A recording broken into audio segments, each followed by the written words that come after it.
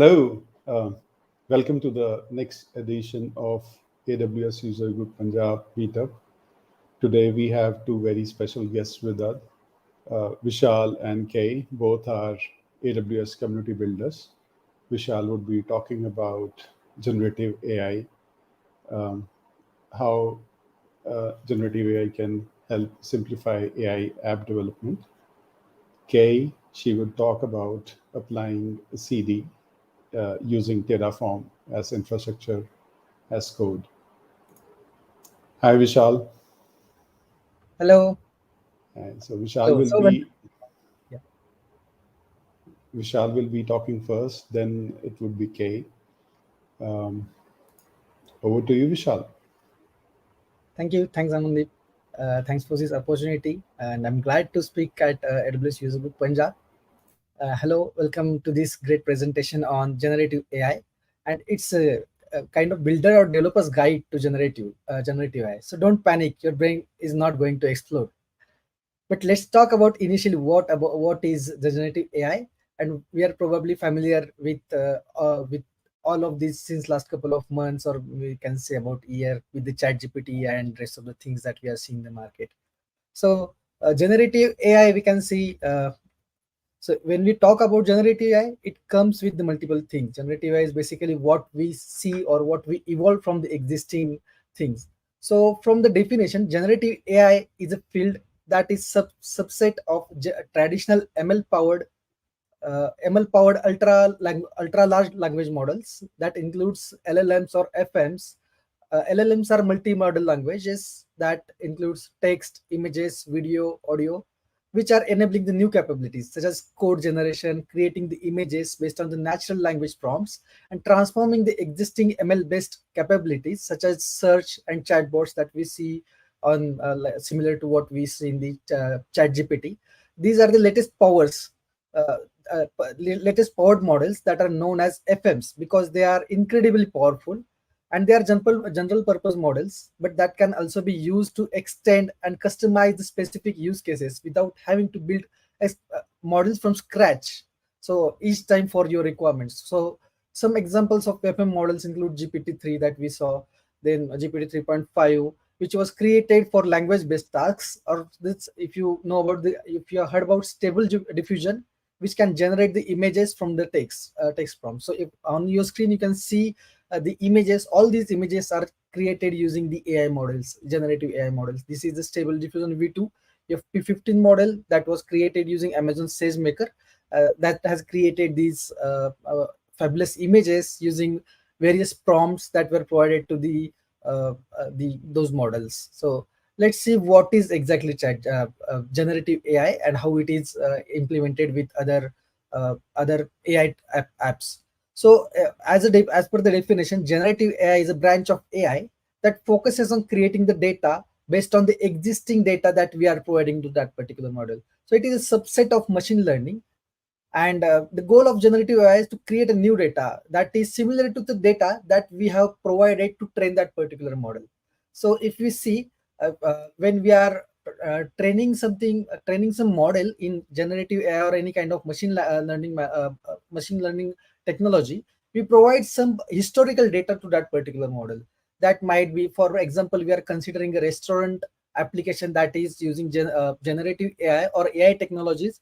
We provide the past reservation data for that particular hotel, and then that particular hotel's data will be processed in the model trained, that model will be trained to accept the inputs for particular times, and that will calculate the wait time for that particular reservations for the hotel.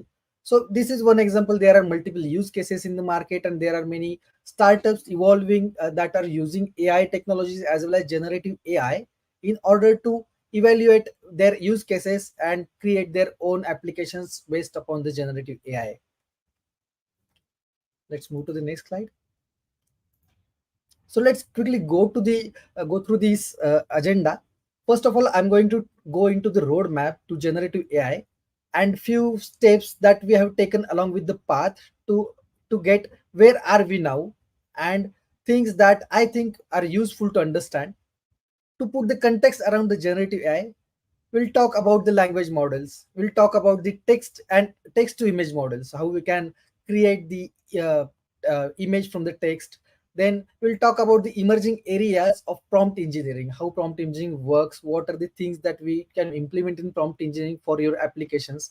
Then uh, and why it is important to us, the prompt engineering, why it is important to us. And then we are going to make some predictions from where to from where here.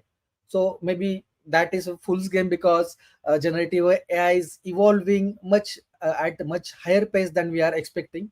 But I'll just give it a try on my own predictions. So let's start with the road to the generative AI. It starts with the word embeddings. So if you consider about the word embeddings, example of this, if you see the word embeddings, we are combining the multiple words. I'll just give you an example of dog or a cat being close to each other.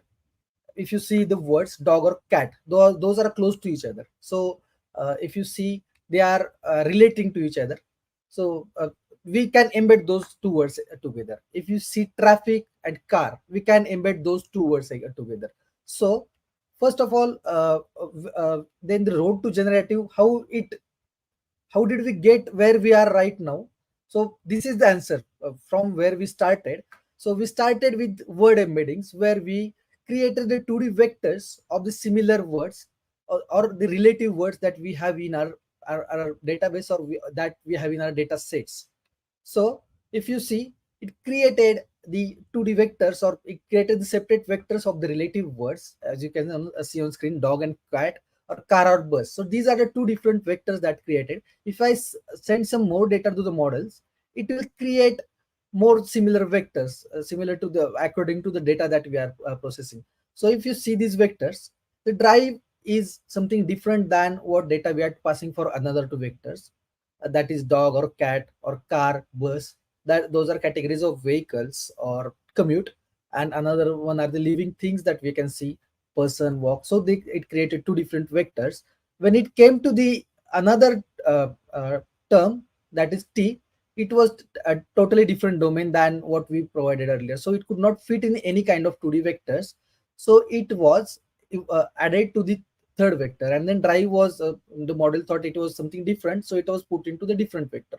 So this is how the word embeddings are evolved, and it started all with the word embeddings.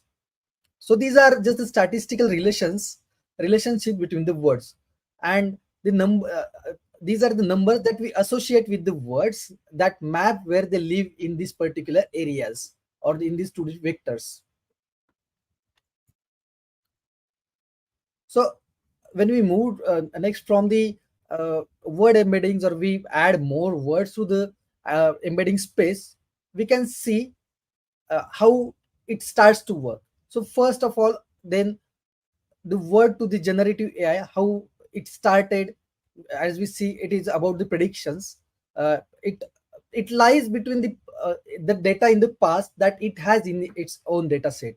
So I mean, in the decades ago, we started to look at the language models, at the language model, how they are looking at the relationships in the statistical way between different words that we have in the documents.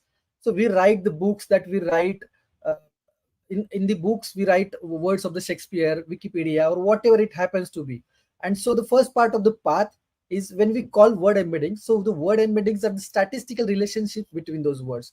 So these are, as we said, if we see two words that are close together, it will embed those two words, similar to what we saw in the bus or cars. So after that, word embeddings, it came to the language models. We'll see in the in depth what are the language models, and how language models helped us uh, to evolve in this particular evolution of generative AI. So we made the language models with a family of algos called word to vector. So whatever words we are passing to the models, they were converted into the vector similar to this, according to the similarities between those vectors.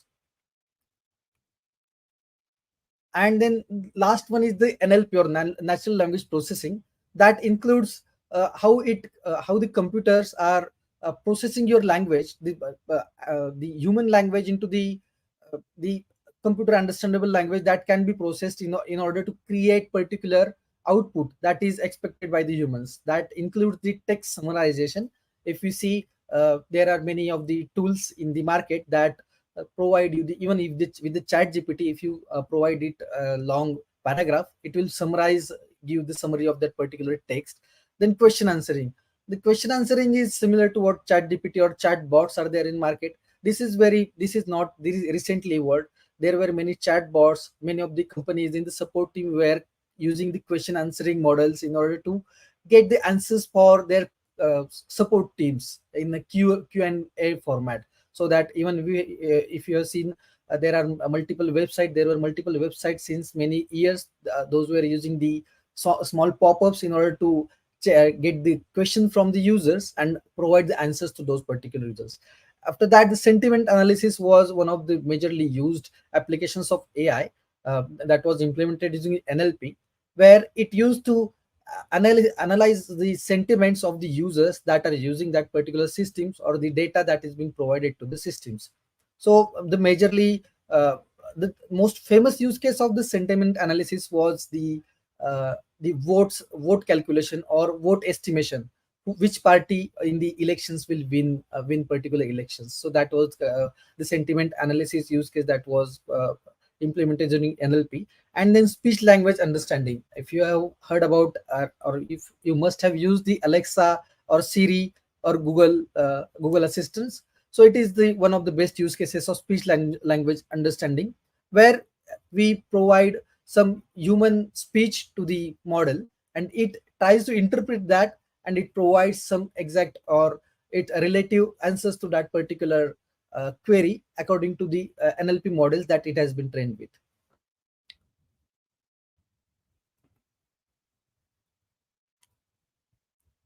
So the next step, as we saw about the word embeddings, if you see about the simple word embeddings, there are some things. If you see, let's go with the string, and we'll try to demonstrate how we can see the word prediction with a simple word embedding. So if for the model I passed the word as a lazy, it will just try to evaluate what will be the things that can be incorporated with the word lazy, or it will try to predict what will be there with the lazy. So what we can see, a person can be lazy, right? Or an animal can be lazy. That might be anything that comes with the lazy. So next, it could predict as a lazy, that particular model. Then as it does not have the appropriate information that is required for that particular prediction for embedding those words, it will just try to predict as a person. So when we talk about the models or any kind of AI technologies, it gives you the accurate predictions when you give more accurate inputs to that particular models or that particular technology. Okay, so what it does, these particular models, when we give it the exact or relative inputs, it will try to memorize those things, or it will check the data that is in its own memory, might be it in its data sets, and it will try to predict it using RNN are recurrent neural networks. So the it will try to just predict it, the next words according to what it has in its memory. So RNNs can look further back, but they are not able to see very far back due to the compute capacity. So when we see about the RNNs, it will just try to predict the next word according to what data set it has for some few, we can say some few compute powers behind. So in order to predict the word that is much related to the past historical data, it will need more compute power. So it will just look for some extent, and it will then try to predict those things.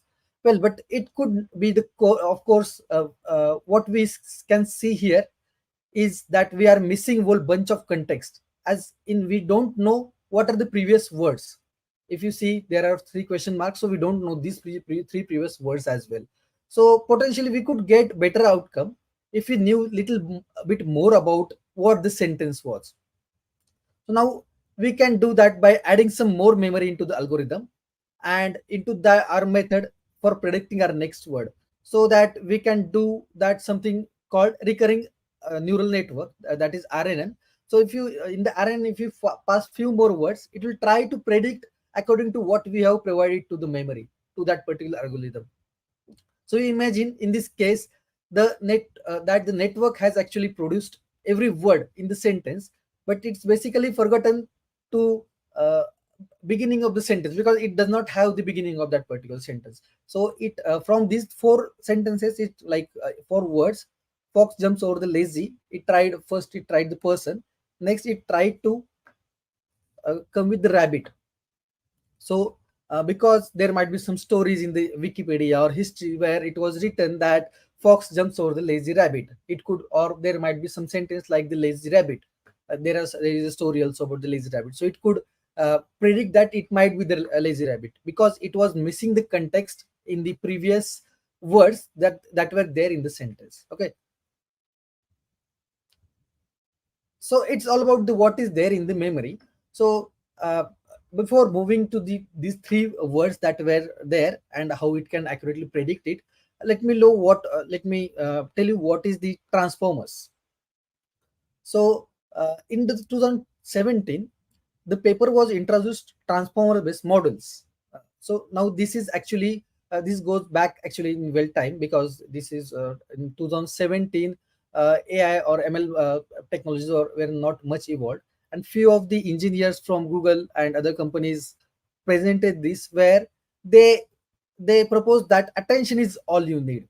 The paper name was Transformers Attention is All You Need, where uh, they awesomely titled that with this particular attention is all you need. And then they proposed many of the things where this model introduced the attention, a mechanism that enables model to learn the context of preceding words or parameters. So according to the data that we are providing, this paper proposed and designed the uh, transformer model architecture, and this is the iteration again from the types of things from the recurring neural networks RNNs, and adds a bit more complexity to that particular RNNs. But the really important thing is that this is introduced with the transformer model was notion of the attention, which is why it was in the title of the paper. And the attention was the way to have the focused contents on the title, and as well as the tokens. So in other words, we can say uh, the words that came prior to the thing that we are trying to predict now, and it gave it a complex new way to be able to store the context and process the context without running out of compute capacity and the memory capacity as well. So we'll go more deeper into this, with in the practical way, so the you'll get the more glimpse of the things that I'm talking about. So the attention and the transformers inside the model revolutionize the language models as a whole. So it actually started with the revolution of the language models from these papers.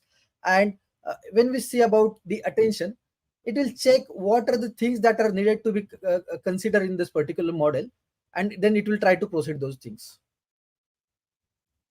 And then let's go back to the previous slide that we were looking for. So so when we see about this getting the better outcome for these particular things, let's now give our model the whole context. So consider we are training this model with the data that we had. So you might have heard about this sentence: the quick brown fox jumps over the lazy, and there is one prediction that will come. So we'll talk about just in a second. But basically we have to give it ability to be able to get a context of most, if not everything, but what it has came until now. And RNNs that are not really possible because of the memory implications and compute implications, because it requires huge memory and huge compute power in order to predict the things that were talking about before this the previous predictions before we are supplying the data to the models. But the introduction of transformer models, you can do that, and transformation models of what we are using for these LLMs or large language models, it can predict the next word. So next word for this was the dog. So it could predict Probably because it has already seen that sentence when it was training. So I provided this sentence as a training to that particular model, and then it could predict that. Okay. So in between, if anyone has questions, you can feel free to put it into the chat, so we can discuss that as well, or we can discuss the question and answers in the end of the sessions. Okay. Let's move to the next slide.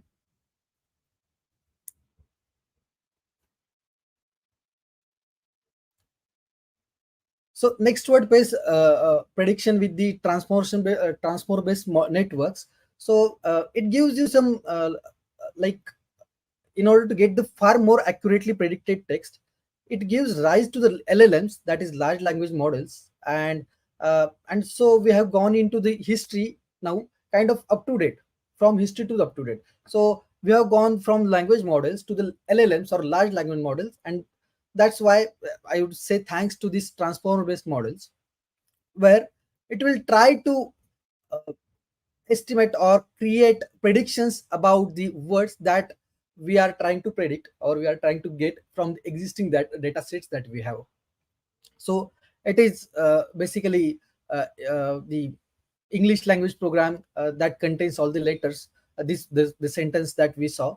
So it could give the prediction about the that particular sentence. The typing tip, it is basically, if you have used earlier programs that were used similar to what Adobe PageMaker or CorelDRAW, that particular application had this sentence to check the font of the system. The specialty of this particular sentence is it has all the alphabets for in the English language. It contains all the letters of that particular alphabets. So this is commonly used for the touch typing practices, and it is also used for with the numbers in order to test the keyboards or the input, any kind of input devices.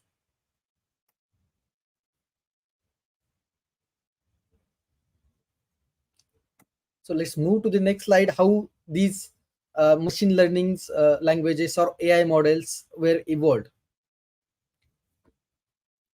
So transformers have revolutionized the language models and many more things, but their performance appears to be subjective, im- as improving subjective, or it is still improving as more data is being added in those particular models.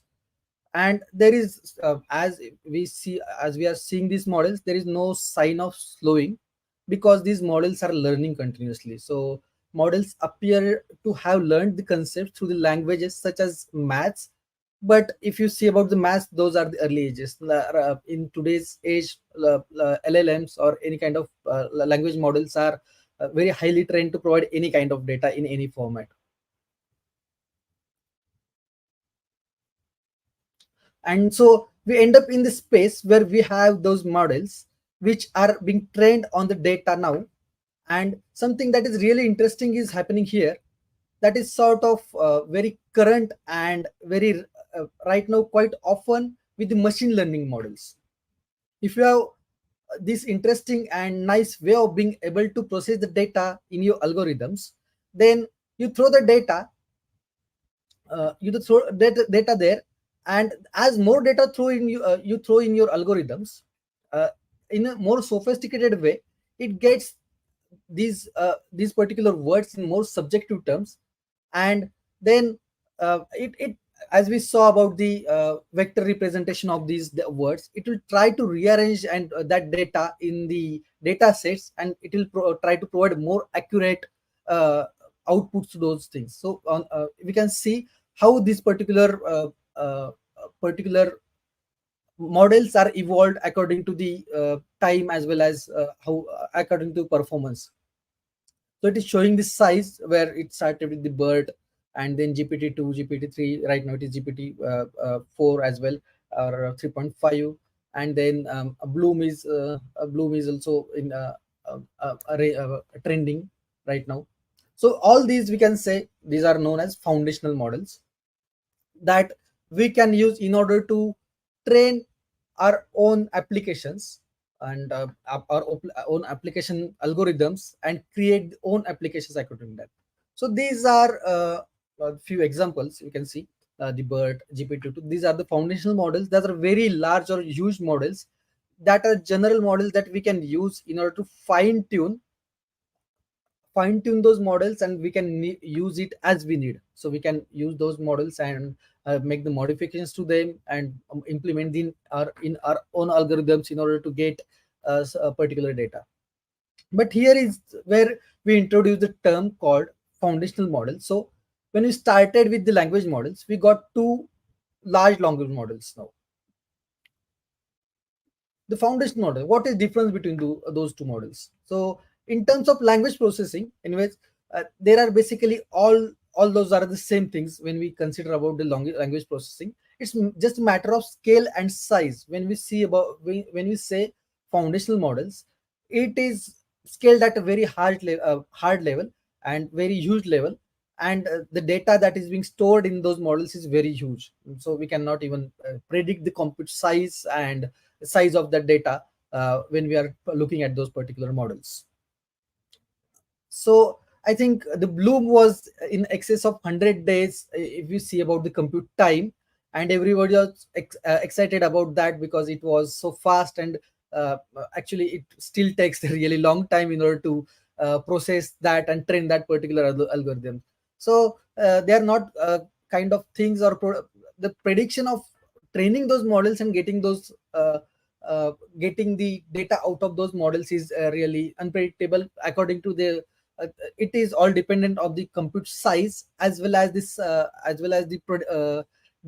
data set that you have with you. So size of the data, how big is the data, according to that it will train that particular models, and then get the basic predictions that we can get from that. So to be ready for a foundational model, it is real dependent upon the size, as well as the compute power of your systems.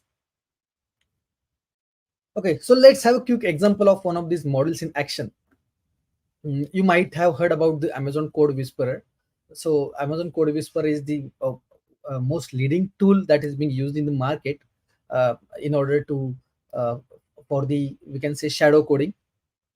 And this is awesome example of LLMs that is helping with the productivity for the developers. And in my contention to you is LLM for the LLMs and generative AI as a whole, it is going to be a most efficient way for the businesses that we are running, in order to get the more productivity from the developers, or for any kind of professional that are working with your code.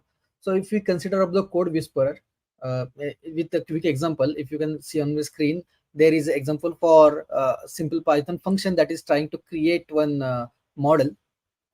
And I just wrote some comments for what I need to create, and I wrote a name for the function with the parameter, and it could create entire basic function that is required. Then I can pick up that function, modify my parameters and requirements, and it will create an entire code for that particular function that we are trying to implement. So this is very uh, useful for the applications. If you see what it could get for the model, as we saw in the earlier slides, it could see that it has imported the torch library torch. Then it could see that I have supplied the comment called create a NN for image classification. From that it could predict what I need to do. Then next I wrote a function title create model, and then the classes that I need to pass. So according to that, AI process that particular data, that what I'm trying to do right now, and then it wrote a code, lines of code for me according to what data it had earlier in its own data set, and then it provided that particular code to me. Surprisingly, it is so accurate, and it is if you are working on some generic use cases, or any kind of uh, code code samples that you have seen earlier, or that are being implemented earlier, it will provide most accurate code suggestions for you.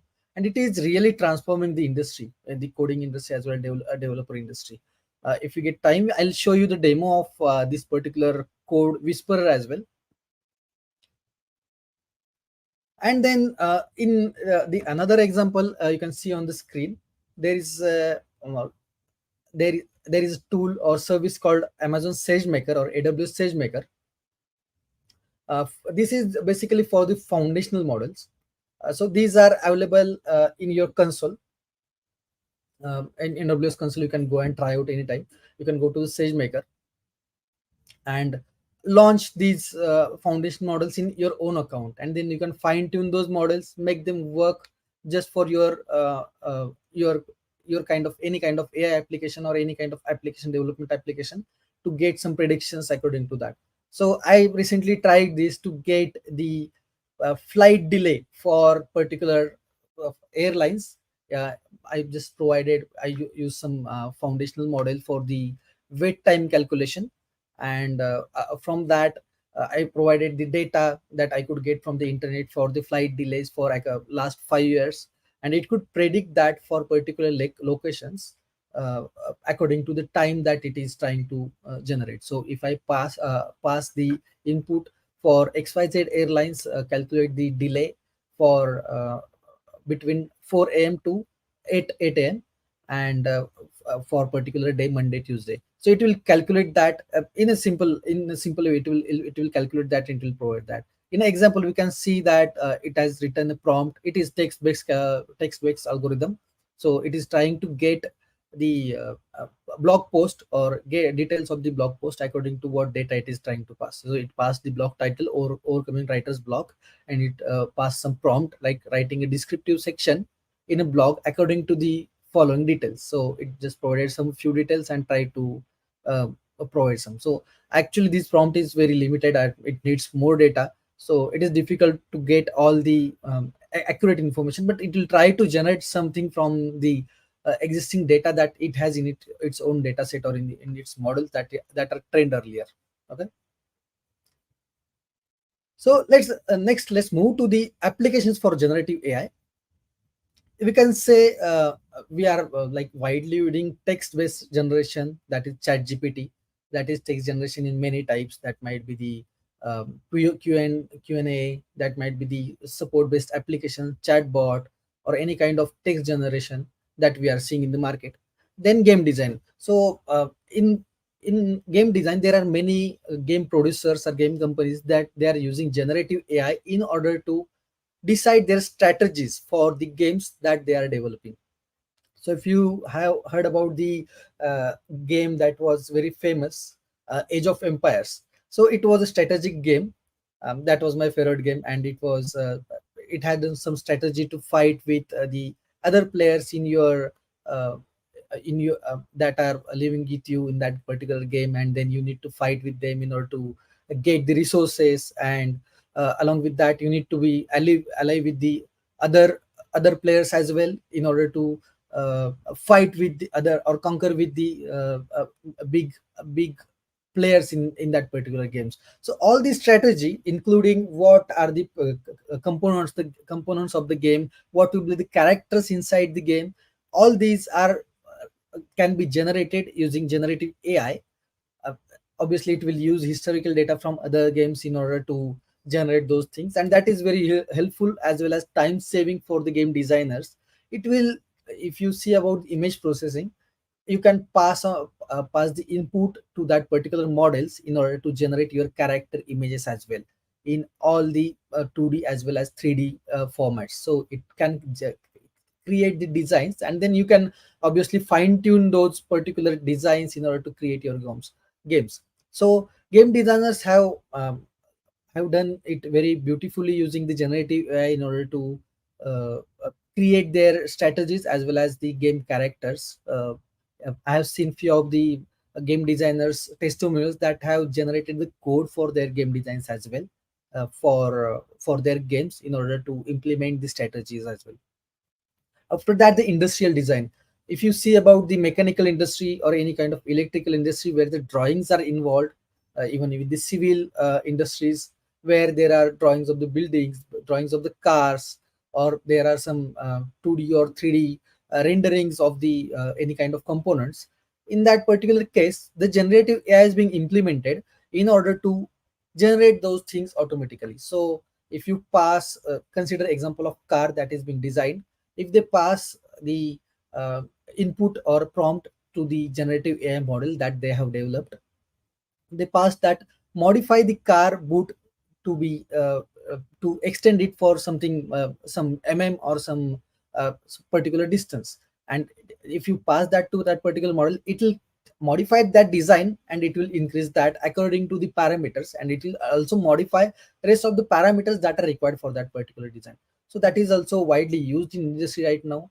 Then drug design research or DDR, that is being used in the market nowadays in order to generate or create the drug formulae according to the ingredients or uh, the things that we are passing to the algorithms. So it is trying to create or design new drugs uh, that are not yet in the market, or uh, they can be helpful for human as well as other animals in order to cure many of the diseases that we have. So it can design those things as well. So that this is in research, this is not fully implemented yet, but this is one of the applications. And then next one is image generation, that is a very widely used and most of the famous applications of generative AI, where we can see we provide some inputs and then we get image according to that particular input that we have provided. We are going to see the examples of one of them. We saw in the first slide there were multiple images generated, so I'm going to explain you how those images were generated using the algorithms, using the exact algorithms that we implemented on the SageMaker. Yeah, so these are the few applications we saw related to the code whisperer we saw. Then code whisperer is one of the text generation based application, and game design, or I'll show you more examples of those things as well. So let's move to the text to image in next, that is next in our agenda. So when we saw about the LLMs, it was about the word embeddings, where it used to process the word in multi-vector uh, spaces, and it was trying to create the prediction according to that. Then it came to the image models or image embeddings, where it tried to get multiple images and it tried to embed those images to create a one single image. And then next it came to the combining those both models, it came to text to image model that created the images or a single image from the multiple images that we are providing, as well as the text that we are providing in order to generate those images. So let's go through the example. One of the example of this is stable diffusion model that we are going to see for the text to image models. Let's jump into the practical examples that we can see, and I'll just show you the demo of the how these models work. So in the stable diffusion, this is this is the best example of stable diffusion. You can see we can use stable diffusion out of the box, or we can fine tune that model according to our own data sets. So for this particular example, I used the puppy, Marigold the puppy, a dog that the photos of these images. So these images of Marigold the puppy are real, and I provided that for training that particular stable diffusion algorithm. Now with the stable diffusion, it is one of the foundational models. So what I'm going to do here is I'm going to show you how foundational model works and how it will generate that particular uh, images, how it will provide the data in order to generate those images. So it might generate the image that we have never seen before, and that might not be the factual, that might not be the possible in real world, but it will just generate those images according to what data that we are passing. So that's why I said whatever we can imagine we can create using generative AI. Even if it's just imaginary, we can create it. So on the left side, we can see we passed the actual photos of that marigold puppy, and I applied the stable diffusion model, and I gave a text as we are talking about the text to image. I provided a text prompt, a photo of a marigold puppy as a street art. So if you know, street art is similar to what we call it rangoli. It creates the art on the street. So I provided that to stable diffusion model, and stable diffusion model created this particular photo. Might be this is not relative, or you cannot see that as real, but it tried to create that according to the data that we passed to the stable diffusion model. In this particular example, what we did is we passed the 4 photos of the puppy. According to those 4 photos, it processed using stable diffusion and generated a new image of this marigold puppy. And then, as the stable diffusion model was known about what is the street art, it tried to manipulate that particular text string or prompt that we provided, and it tried to create the street art according to what it is trying to, uh, according to what we supplied, and it tried to create the street art. So it looks like a pastel on the street, and it is entirely an image that is not created anywhere in the world yet. So according to how we fine tune these particular algorithms or these particular models, it will try to provide most accurate images as well.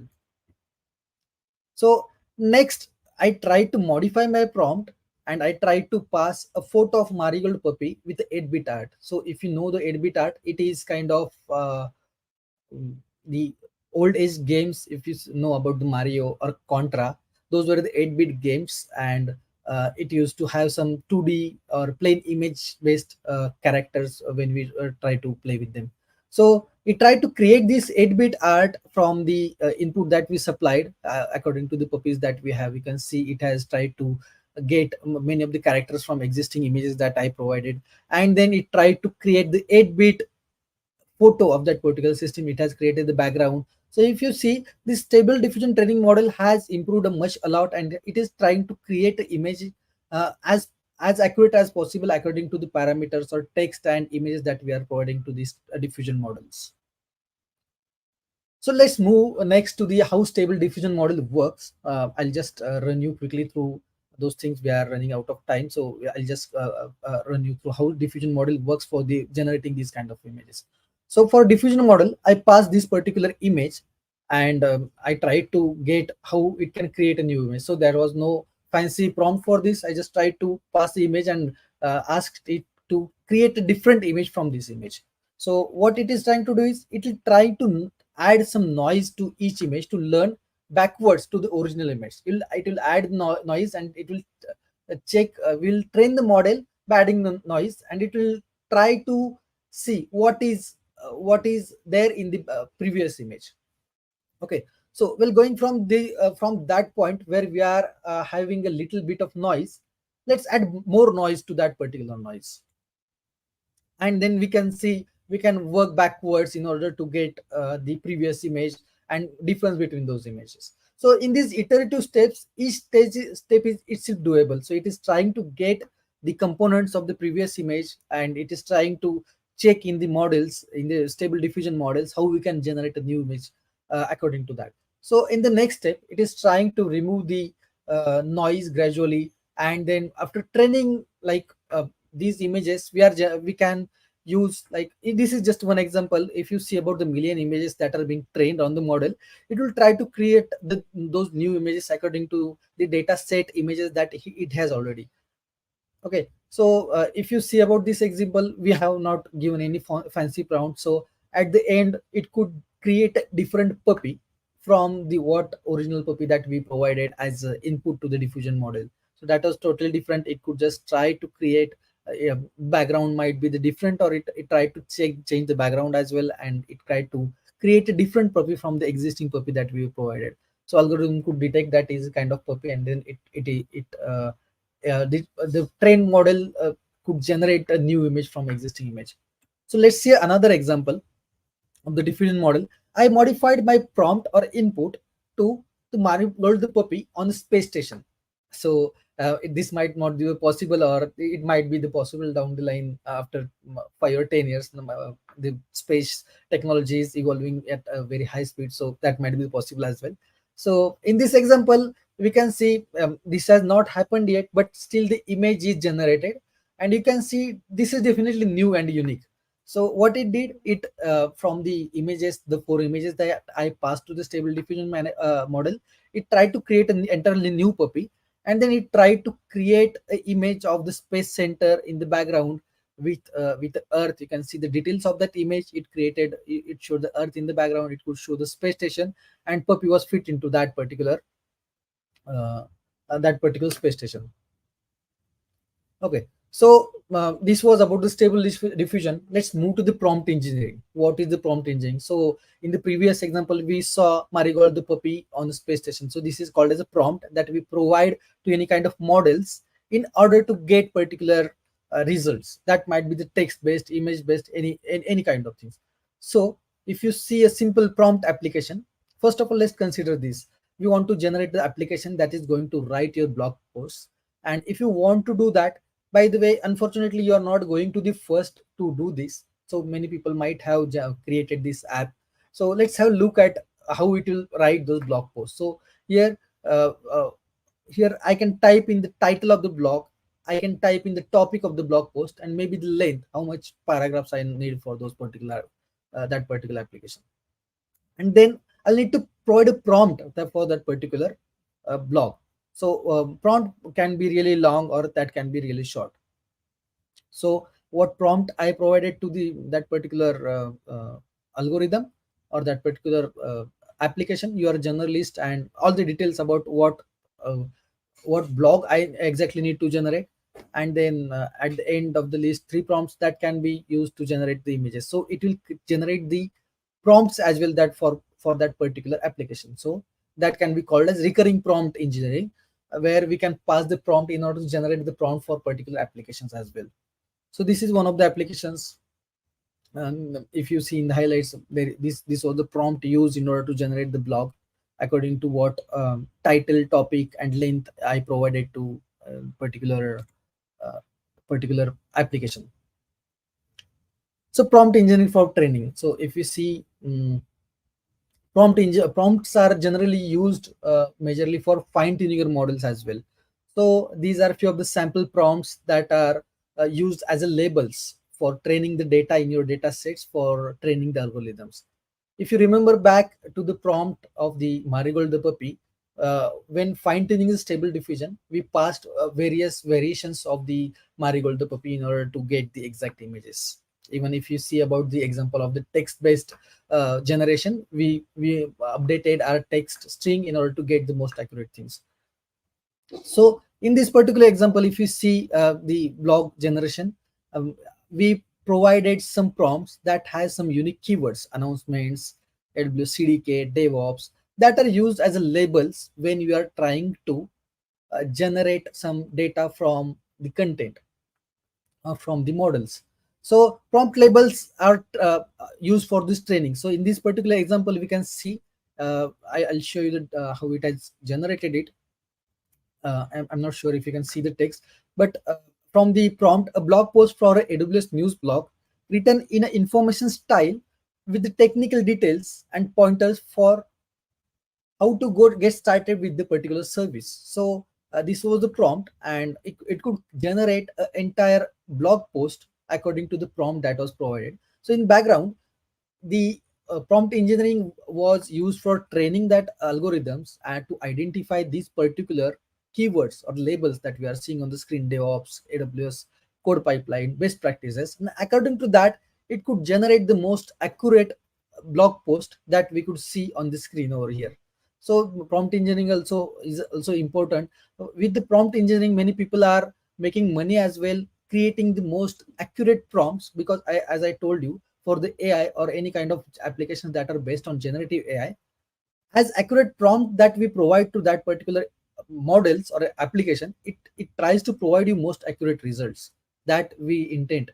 So there are many startups that they are creating the prompts and selling those prompts to the users in order to get the business specific use case data. That might be the any kind of Excel formulas, that might be the email templates for particular business use cases as well.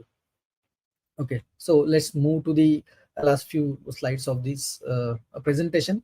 So where to from here? So we saw where is the generative AI right now, and I would say it is evolving daily. And when I'm getting up in the morning, I can see in the Twitter or LinkedIn there is something new invention happening daily with these particular generative AI technologies. So what will happen next is models. We saw LLMs and FMs. So these foundational models and large language models will get bigger and bigger and more sophisticated with most accurate data sets that it has. Then many developers will use the foundational models and prompt engineering in order to get in order to train their own algorithms, and in order to get the intended business use cases resolved. So they will use those models and they will fine tune their own algorithms and applications in order to get the most accurate results for that particular applications. And then next one is training cost and sustainability will come into the focus, because right now in order to train those models, if there are many costs involved. There are carbon footprints, there is heat generation, because as I told you, there is a very huge compute power being used in order to generate the responses as well as training those models. If you know, in order to train the models, we need to provide huge data sets to the algorithm. So with that data sets, it needs a huge power in order to process those data. So sustainability will come into the picture, and that has already come into the picture for sure for the generative AI applications. OpenAI had a few days ago published how much carbon footprints are required in order to generate a single thread that we are using in order to generate some responses. And then next, yeah, interface cost and sustainability, as I spoke about.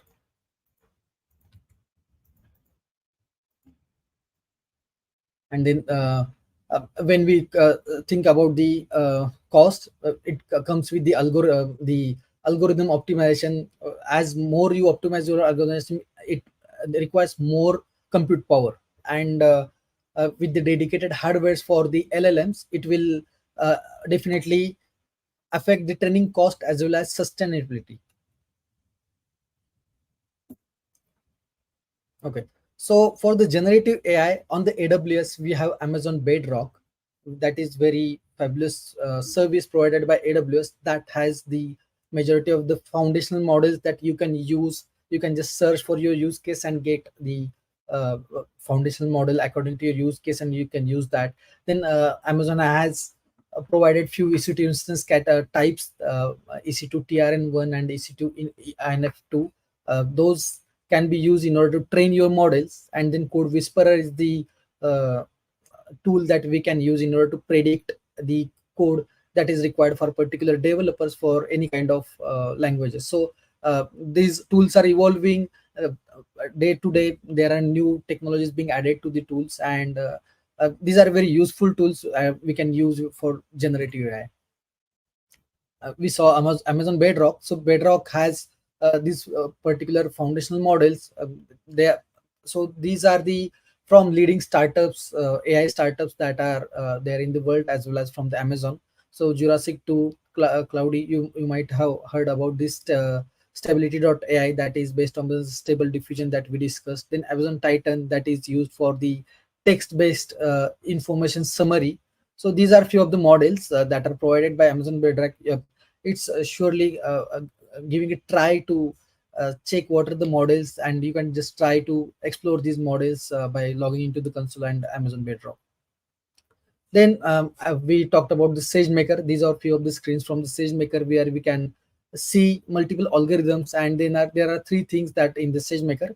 There is Studio Lab, that is free of cost. You can explore free of cost. That doesn't cost you for using this SageMaker Studio Lab, where we can explore the SageMaker's capabilities using this is, as I told you, this is completely free and you can use for learning and experimenting with the ML workloads. So consider you are trying with some particular applications. You can go to the Studio Lab, and on the front end page, you can see there are multiple algorithms. You can pick up any one of the algorithms and try providing some data sets to it, and try with some input prompts as well.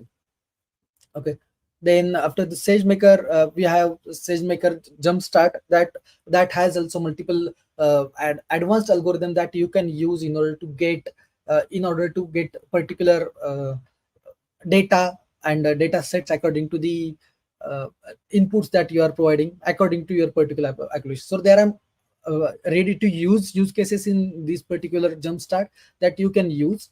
And see, you can say model zoo. It is called model zoo. which is a large collection of open source pre-trained models that includes many of the foundational models. And it can actually take the, you can directly deploy them into your account and fine tune them and use that with your own use cases. And last one is the foundational models that we saw earlier. We can pick up any of the foundational models and fine tune them in your own applications in order to get the intended data for any of the use cases. So there are many foundational models according to your use case. You can pick it up. There are many basic models such as depth search. Many of the data structure algorithms are there as well. So you can go to the SageMaker console and give it a try. Okay. I think yeah, we are good with today.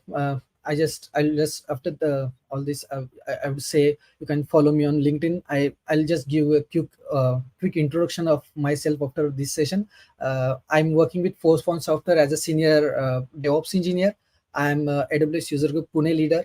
I'm associated with many of the user groups in India, and I usually talk with various conferences, community days, and meetups. And I'm also a AWS community builder. Recently, there were many new community builders introduced, so I would welcome them to the team. And yeah, I would say thanks to the AWS User Group Punjab and Amandeep sir for giving me this great opportunity. Thank you. If you have any questions, we can go with that. Thanks. Awesome. Thank you, Vishal. Um, so one question we have is, are the foundation models free to use?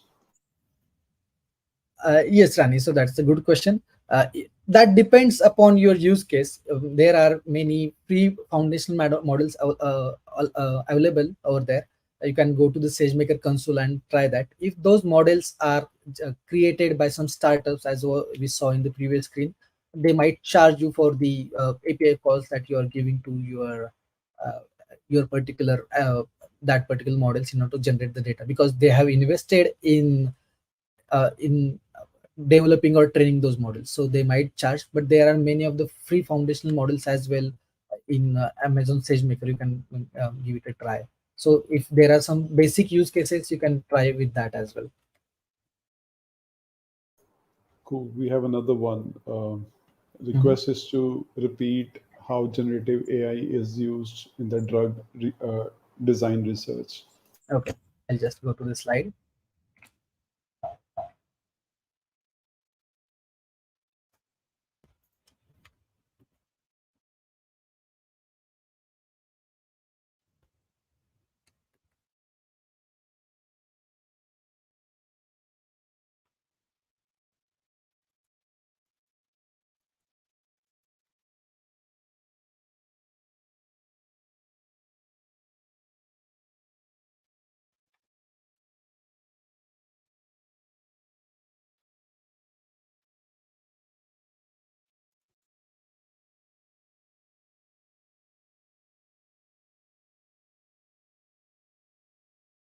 Yeah. So when we see about the drug design research, for each of the chemical compounds, it is basically used for the chemical compounds. When we see about the scientific research and gene research, for example, and the chemical compound research is one of these places where it can take the kinds of training of the data, which is essentially the gene sequencing or molecular structuring uh, of the data that you are passing. And you can apply the same kind of embeddings that we did to the language models, as we saw in the previous examples, and use these structures and ask generative AI to play around with it, and it will come with new structures, with the new properties and potential that we have never thought of before.